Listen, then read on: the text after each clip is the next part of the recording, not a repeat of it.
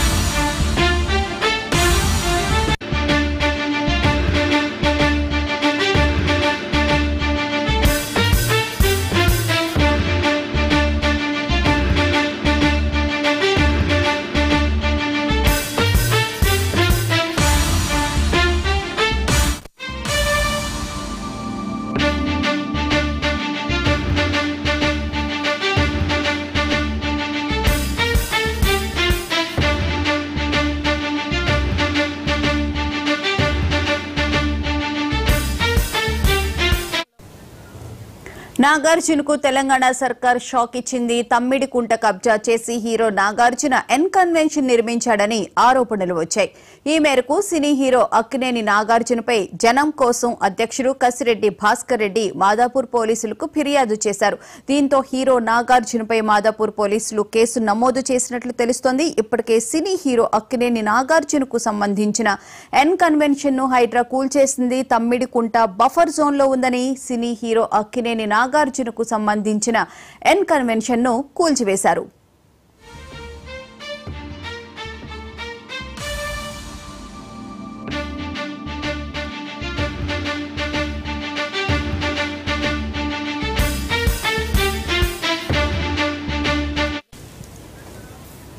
ఇక ఇదే అంశానికి సంబంధించి మనతో మాట్లాడడానికి జనం కోసం సంస్థ అధ్యక్షులు కసిరెడ్డి భాస్కర్ రెడ్డి గారు ఫోన్ లైన్ లో అందుబాటులో ఉన్నారు. భాస్కర్ రెడ్డి గారు చెప్పండి, ప్రధానంగా అసలు ఏమని కంప్లైంట్ చేశారు మీరు నాగార్జున మీద?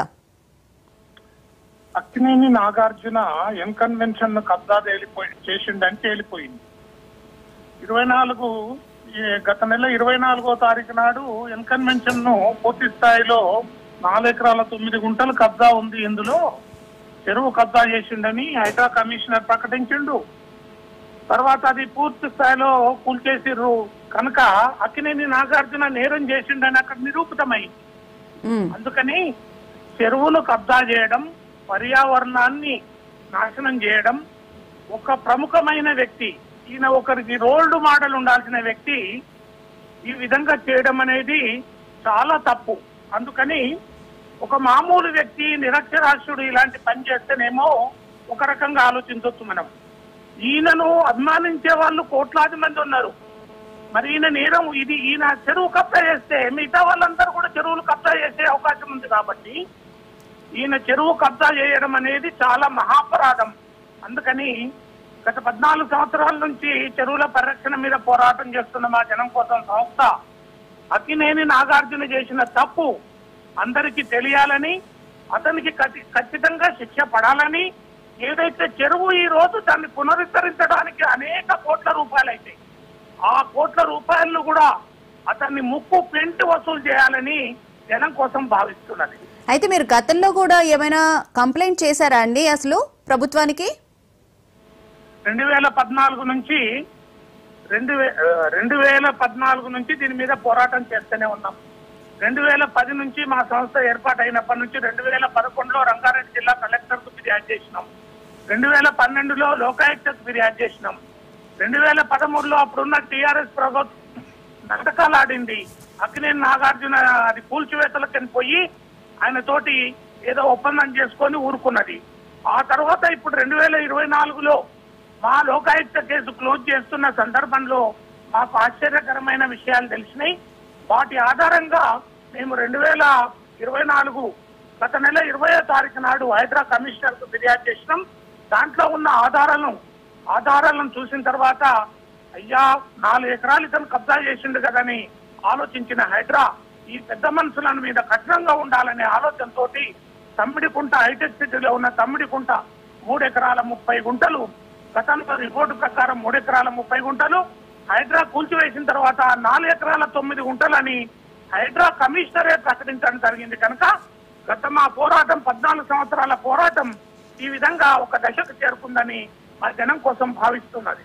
అయితే భాస్కర్ రెడ్డి గారు, గత ప్రభుత్వం బీఆర్ఎస్ ప్రభుత్వం అధికారంలో ఉన్నప్పుడే మీరు కంప్లైంట్ చేయడం జరిగింది అన్నారు. కానీ అక్కడ దాకా వచ్చి కూడా కూల్చకుండానే బీఆర్ఎస్ ప్రభుత్వం చర్యలు తీసుకోకుండానే వెనక్కి వెళ్ళిపోయింది. వాళ్ళు నాగార్జున కోర్టులో కూడా పిటిషన్ కూడా వేయడం జరిగింది. మరి దీనికి సంబంధించి ఏమంటారు? గతంలో దానికి బీఆర్ఎస్ లో అప్లై చేసుకుంటా నేను నాగార్జున బీఆర్ఎస్ లో అప్లై చేసుకున్నట్టే దానికి అనుమతి లేదు అని అర్థం. ఆ నాగార్జున గారు అది ఎన్కన్వెన్షన్ అనేది చెరువులో ఉన్నదని మాకు వచ్చిన రిపోర్ట్ ప్రకారం, మేము ఇచ్చిన కేసు ప్రకారం, లోకాయుక్త ఆదేశాల ప్రకారం టీఆర్ఎస్ ప్రభుత్వం చెరువు దగ్గర పోయింది. ఆడికి పోయి అయితే నేనేమి ఆక్రమించుకోకుండా కట్టాననే చెప్తున్నారు కదా మరి నాగార్జున గారు ఏమి ఆక్రమించుకోలేదు అని చెప్పి కూడా చెప్పడం జరిగింది కదండి. ఇప్పుడు రూఢి అయింది కదమ్మా, 3 ఎకరాల 30 గుంటలు అది చెరువులో ఉంది అని చెప్పి ఈ నార్త్ ట్యాంక్స్ డివిజన్ ప్రభుత్వమే ప్రకటించింది లోకాయుక్తల. ఆ తర్వాత 9 గుంటలు కట్టాలో ఉండు నాగార్జున అని హైడ్రా కమిషనరే ప్రకటించిండు. అంటే అక్కినేని నాగార్జున ఒక హీరోగా ఉండి అన్ని అబద్ధాలు ఆడుతుందని దీన్ని బట్టి తెలుస్తుంది. అంటే ఒక హీరోగా ఉండడం వల్లే ఆయన కన్వెన్షన్ ని కూర్చోవేయడం వల్ల ఇంత పబ్లిసిటీ వచ్చిందని చెప్పి అనుకోవచ్చా? లేకపోతే నిజంగానే ఎఫ్టీఎల్ మీరు పోరాడుతున్నట్టు ఎఫ్టీఎల్ బఫర్ జోన్ లో ఉన్న కబ్జాలన్నింటినీ కూల్చివేసే ప్రయత్నంగా మీ సంస్థ నుంచి ఎలాంటి పోరాటం చేయబోతున్నారు? ఇప్పుడు మేము ఒక్క అక్కినేని నాగార్జున మీదనే పోరాటం చేయలేదు. మేము కొంతమంది అప్పుడున్న ప్రజాప్రతినిధుల మీద చేసినాం, భారీ నిర్మాణ సంస్థల మీద చేసినాం. అక్కినేని నాగార్జున హీరో కాబట్టి బహుశా హీరో తప్పు చేయొద్దు అని ఆ విధంగా పబ్లిక్ లోకి పోయి ఉంటే పోవచ్చు కాక, కానీ అతను తప్పు చేయొద్దు కదా. ఆ విధంగా అక్కినేని నాగార్జున కాబట్టి పబ్లిసిటీ వచ్చిందనేది సహజం, దాంట్లో ఏం అనుమానం లేదు. కానీ అక్కినేని నాగార్జున కూడా మేనేజ్ చేసుకోలేకపోయిండు. ఈ ప్రభుత్వం ఈ రోజు దాన్ని తొలగించింది, చెరువును పరిరక్షించిందని ప్రజలు నమ్ముతున్నారు. మీరు ప్రధానంగా ఏం డిమాండ్ చేస్తున్నారండి అసలు? ఇప్పుడు చెరువులో 4 ఎకరాలు చెరువు ఎఫ్టీఎల్ లో అది ఉందని తేల్చారు, కూలగొట్టారు. చెరువులో మొత్తం అవన్నీ దానికి సంబంధించిన రాళ్లు, మట్టి, దానికి సంబంధించిన నిర్మాణ వ్యర్థాలన్నీ చెరువులోనే ఉన్నాయి. వీటిని పూర్తి స్థాయిలో తొలగించాలంటే కోట్ల రూపాయల ఖర్చు అవుతుంది ఆ చెరువును పునరుద్ధరించడానికి. చెరువును ధ్వంసం చేసిన నాగార్జున దగ్గరనే ఇవి ముక్కు పిండి వసూలు చేసి ఆ కోట్ల రూపాయలు ఆ చెరువు అభివృద్ధి కోసం ఖర్చు చేయాలని జనం కోసం డిమాండ్ చేస్తున్నారు. అయితే ఇప్పుడు ఇక్కడ మంత్రి కొండా సురేఖ గారు నాగార్జున ఇష్యూ నడుస్తున్న నేపథ్యంలో మీరు ఈ కేసు పెట్టడం అనేది ఒక వ్యూహాత్మకంగా అని చెప్పి అనుకోవచ్చా? అసలు మా ఎన్జిఓకు ఈ రాజకీయాలకు ఏం సంబంధాలు లేవమ్మా. మా ఎన్జిఓ అనేది ఒక్కటి కాదు, మేము లోకాయుక్తలో 40 కేసులు ఫైల్ చేసినాం, హైకోర్టులో అనేక బిల్స్, అనేక రిట్ పిటిషన్స్ ఫైల్ చేసి మెమరబుల్ ఆర్డర్స్ తీసుకున్నాం. ఎన్జిటిలో మేము పార్కుల ప్రొడక్షన్ మీద మేము తీసుకున్న ఆర్డర్లతోటి జిహెచ్ఎంసీ అధికారులే సస్పెండ్ అయ్యారు మా కేసులల్లా. ఈ రాజకీయంగా వీళ్ళు చేసుకునే విమర్శలకు మా జనం కోసంకు ఎలాంటి సంబంధం లేదు. మేము చెరువుల పరిరక్షణ విషయంలో ఎవరు సహాయం చేస్తే వాళ్ళ సహాయం తీసుకొని ఆ చెరువును రక్షించడం కోసం మాత్రం తప్పకుండా ముందుకెళ్తాం. అయితే ప్రధానంగా చెరువుల పరిరక్షణ కోసమే మేము పనిచేస్తున్నామని చెప్పారు అంటున్నారు కదా, ఇంకా ఎవరి మీదైనా చర్యలు తీసుకోవాలని చెప్పి మీరు ప్రభుత్వానికి ఏమైనా సూచించడం జరిగిందా? మొత్తం మేము 5 కంప్లైంట్ చేసినాము హైడ్రాకు. ఒక్క కంప్లైంట్ మాత్రం మీరు చర్యలు తీసుకున్నారు. ఇంకా 4 ఫిర్యాదులు వాళ్ళ దగ్గర పెండింగ్ ఉన్నాయి. ఇంకొక 2 చెరువులకు సంబంధించి, ప్రభుత్వ భూములకు సంబంధించి వాళ్ళ దగ్గర ఫిర్యాదులు పెండింగ్ ఉన్నాయి. ఏవైతే హైడ్రా ఏ విధంగానైతే ఇప్పుడు హైడ్రాను చట్టబద్ధం చేయాలని మా జనం కోసం గతంలోనే డిమాండ్ చేసింది, ఇప్పుడు ప్రభుత్వం దాన్ని చట్టబద్ధం కూడా చేసింది. కాబట్టి హైడ్రా తన పని తాను చేసుకుంటూ చెరువుల పరిరక్షణ, గొలుసు కట్టు కాలువల పరిరక్షణ, దాంతోపాటు పార్కుల పరిరక్షణ, ప్రభుత్వ భూముల పరిరక్షణ అత్యంత కఠినంగా చేయాలని మేము డిమాండ్ చేస్తున్నాం. దాంతో పాటు పెద్ద పెద్ద వాళ్ళను ముందు కొట్టండి, పేదవాళ్ళ జోలికి వెళ్ళకండి.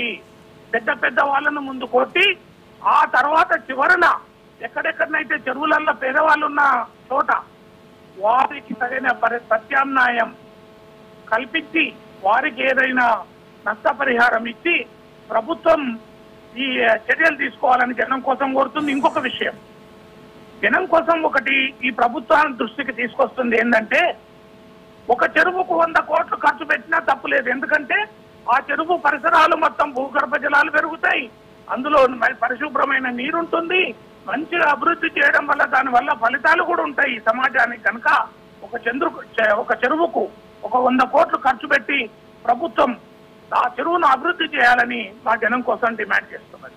Right, thank you sir. ధన్యవాదాలు.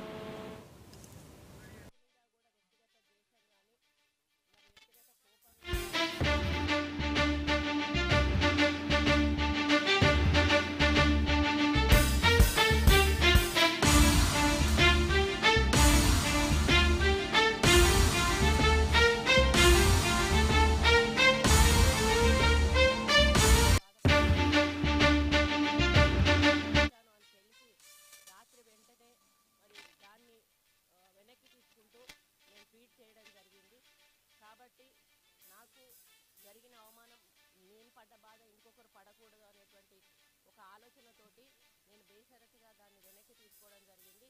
కానీ కేటీఆర్ విషయంలో మాత్రం తగ్గేది లేదు. ఆయన తప్పనిసరి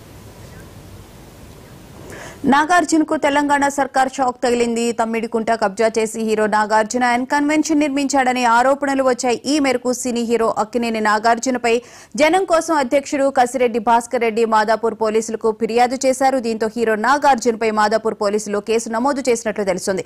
ఇక ఇదే అంశానికి సంబంధించిన పూర్తి వివరాలను మా క్రైమ్ ఇన్ఛార్జి మధునడి తెలుసుకుందాం. మధు, చెప్పండి, కొండ సురేఖ వర్సెస్ నాగార్జునగా నడుస్తుందా, లేకపోతే జనం కోసం పార్టీ అధ్యక్షులు ఎవరైతే ఉన్నారో ఆయన ఇంతకు ముందు కసిరెడ్డి భాస్కర్ రెడ్డి మాట్లాడడం కూడా జరిగింది. మేము గత 14 సంవత్సరాల నుంచి పోరాడుతూ ఉన్నాము, ఇప్పుడు హైడ్రాకి కూడా మేము చెప్పడం జరిగింది, ఈ నేపథ్యంలోనే హైడ్రా కూడా కూల్చడం జరిగింది అని చెప్పి కూడా ఒక విధంగా మనకి భాస్కర్ రెడ్డి గారు చెప్పడం జరిగింది. దీన్ని ఓవరాల్ గా ఎలా చూడాలి? ఎప్పుడైతే ఎన్ కన్వెన్షన్ సెంటర్ ఉందో తెర మీదకి వచ్చిన తర్వాత పూర్తిగా కూడా కూల్చేశారు. ఆ తర్వాత పోలీసులు వచ్చారు.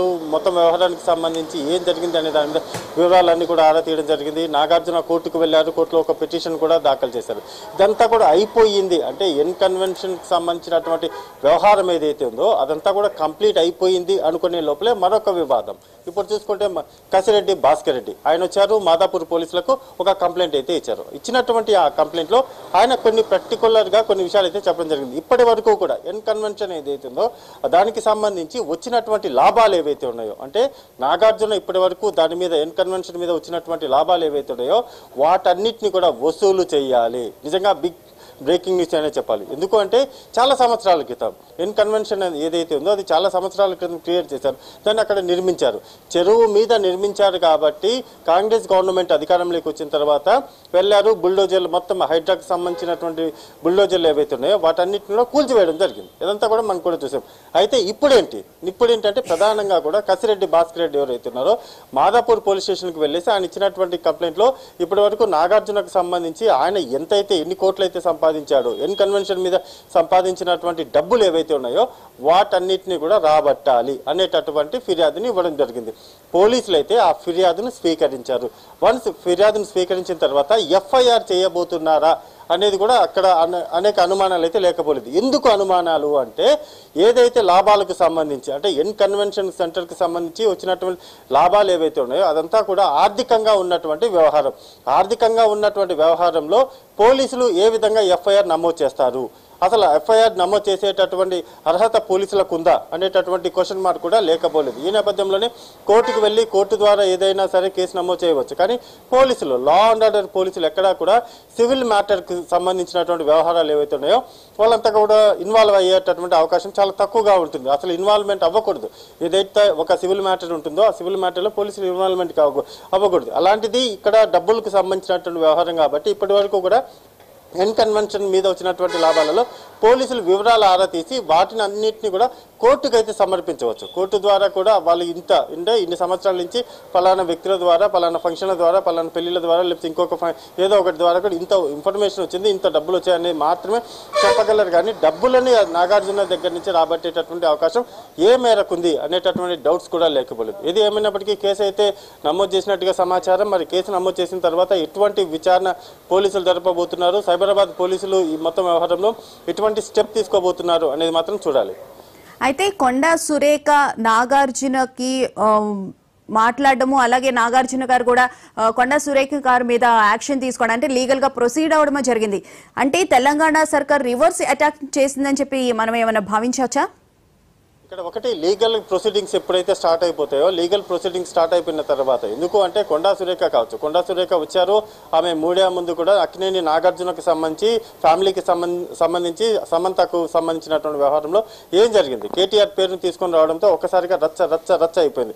ఇప్పుడు చూసుకుంటే మాత్రం ఇప్పుడు మరొక వివాదం. ఇప్పుడు మాదాపూర్ పోలీస్ స్టేషన్కి వెళ్లారు కసిరెడ్డి భాస్కర్ రెడ్డి, అక్కడ ఒక కంప్లైంట్ ఇచ్చారు. ఆ కంప్లైంట్లో ఇప్పటి వరకు ఎన్ కన్వెన్షన్ మీద వచ్చినటువంటి లాభాలు ఏవైతే ఉన్నాయో వాటి మీద ఫిర్యాదు చేశారు. ఇలా అంటే ఏదో జరుగుతుంది, మొత్తం నాగార్జునకు సంబంధించినటువంటి మొత్తం ఆయన చుట్టూ కూడా ఏదో జరుగుతుంది, ఎందుకు ఇలా జరుగుతుంది, దీని వెనక ఉన్నటువంటి కారణాలు ఏంటి అనే డౌట్స్ కూడా అందరికీ కూడా వస్తాయి. సో ఈ నేపథ్యంలోనే ఎన్ కన్వెన్షన్ ఒకవైపు, కొండా సురేఖ వ్యాఖ్యలు ఒకవైపు, మళ్ళీ సివిల్ కేసులు దాఖలు చేయడము, నాంపల్లిలో ఉన్నటువంటి క్రిమినల్ కోర్టు ఏదైతే ఉందో క్రిమినల్ కోర్టుకు వెళ్ళారు, అక్కినేని నాగార్జున అక్కడ ఒక పిటిషన్ దాఖలు చేశారు. ఇవన్నీ కూడా మొత్తం ఆల్రెడీ ఎన్ కన్వెన్షన్కి సంబంధించి ఆయన ఒక పిటిషన్ దాఖలు చేశారు. ఇప్పుడు కొండా సురేఖ చేసినటువంటి వ్యాఖ్యలు ఏవైతే ఉన్నాయో దాని మీద కూడా పరువు నష్టం పిటిషన్ మరొకటి దాఖలు చేశారు. సో ఇక వరుసగా కూడా ఏదో ఒక రోజు 24 గంటలు గడిచిన తర్వాత ఎన్ కన్వెన్షన్ కావచ్చు, లేకపోతే వాళ్ళ ఫ్యామిలీకి సంబంధించి కావచ్చు, ఏదో ఒకటి వివాదం, అటైతే ఇటు ఇటైతే ఇటు, ఏదో ఒక వివాదం అయితే తెర మీదకి ప్రతిరోజు వస్తుందనే చెప్పాలి. అయితే నాగార్జున ఎన్ కన్వెన్షన్ మీద సంపాదించిన డబ్బులో వచ్చిన లాభాలను తిరిగి ఇప్పించాలి అని చెప్పి కసిరెడ్డి భాస్కర్ రెడ్డి గారు ఫైల్ చేయడాన్ని మనం ఎలా చూడొచ్చు మధు?